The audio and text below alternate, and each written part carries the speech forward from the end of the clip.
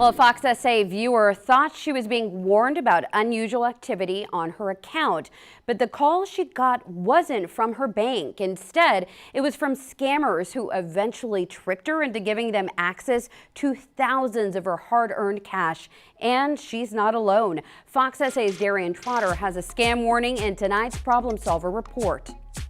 And I uncontrollably crying. I was like, oh my gosh, this guy just stole my money. Like, what I've seen happen on TV just happened to me. Angelica Patino fell for a scam and now joins the growing list of bank customers bilked out of their hard-earned cash. It still makes me mad because that's my money. I work hard for our money.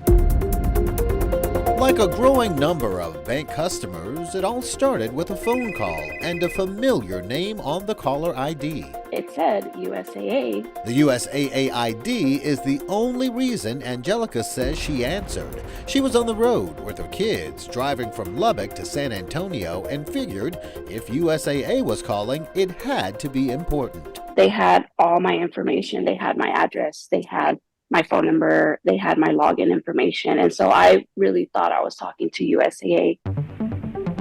She says the person on the other line claimed to be from the fraud department, calling to warn about a string of unusual charges on her debit card. He told me there was a charge going to Target, a charge going to Best Buy, and a charge at a gas station. All of it, she says, was made up to apparently get her worked up enough to follow the caller's request to take swift action to protect her account from further fraud. We'll come back to Angelica in a moment after we go over what happened to our Yami Virhin. It said important action required. You know her and her popular tagline.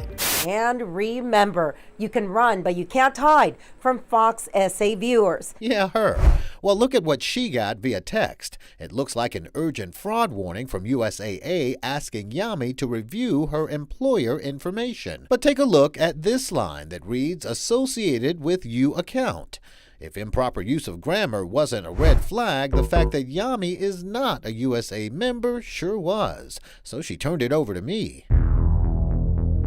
Bank fraud is a serious problem nationwide, and it's not limited to any one financial institution. Recent stats show 3 out of 10 bank customers experienced some type of fraud within the past year. Imposter scams remain the top fraud category, resulting in $2.7 billion in losses.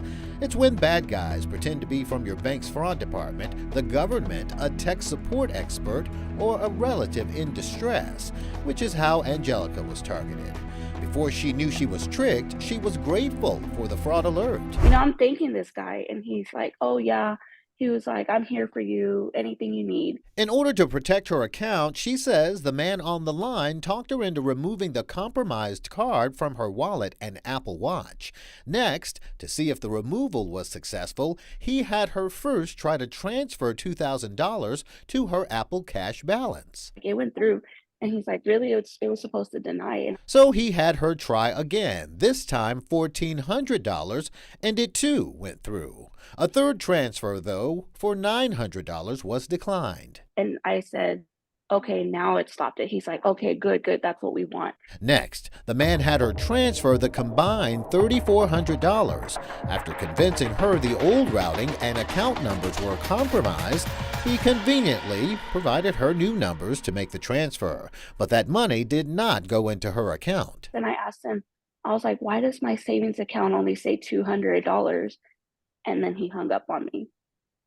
And I was like, in that moment when he hung up, I was like, oh my gosh, I just got scammed. Hoping she was wrong, Angelica called USAA. He was like, ma'am, you have not talked to USAA today. She says USAA gave her a temporary credit for $3,400 while they investigated her fraud claim. The next month, they said that it wasn't fraudulent, that I allowed this to happen because I transferred it to my Apple Cash and then transferred it to him. And I used my biometrics to allow all this to happen. Angelica says she tried for months to get USAA to see things her way, that she was a victim of fraud and needed USAA to refund her money. But nothing, she said, would work. I can't believe it happened. I hear stories about it all the time, and it's crazy that it happened to me. And USAA did nothing about it. After a series of our report on bank fraud at USAA, the company announced internal changes to the way they address bank fraud and the members who become victims. They include a public apology and recommitment to give members the support they deserve. Since then, USAA has agreed to work with us by reviewing cases we submit to them. Many of those cases have been overturned and customers refunded. Angelica is now one of them. USAA refunded her money minus what she had spent during the provisional credit. Problem solved. I'm Fox SA's investigative problem solver, Darian Trotter.